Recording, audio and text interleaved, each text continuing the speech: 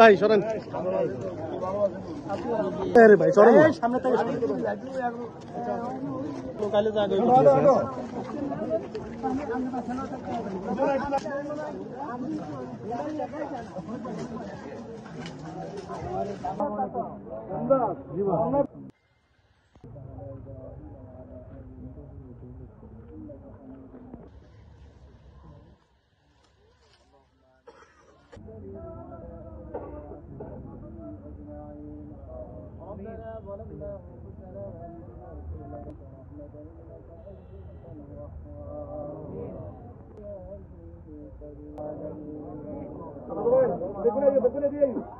এটা তো আমার জন্মস্থান।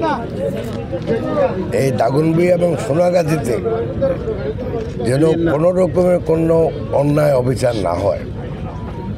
যারা অন্যায় অবিচার করতেছে এটা যেন ভবিষ্যতে না হয়, সেজন্য যথাযথ একটা ব্যবস্থা নেওয়া হবে। আর আমার এখানে তো সব আমার ভাই বোন সবাই আমার গ্রামের, এখানে তো বলার কিছু নেই। এখানে আমার বাপ ইলেকশন করছে, আমার ভাই ইলেকশন করছে, সবাই ইলেকশন করছে। এটা এখানে আমার বলার কিছু নাই, ভোট চাওয়ারও কিছু নাই। আমি আশা করি আমাদের সাথে যে সম্পর্ক পরিবারের, এখানে ভোট চাওয়ার দরকার হবে না ইনশাল্লাহ।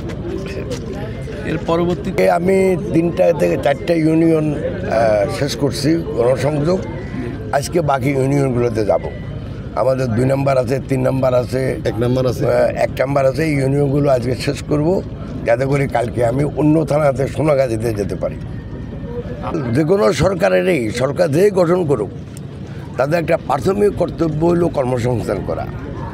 বাংলাদেশে প্রতি বছর 20 লক্ষ লোক কর্মবাজারে প্রবেশ করে নতুন।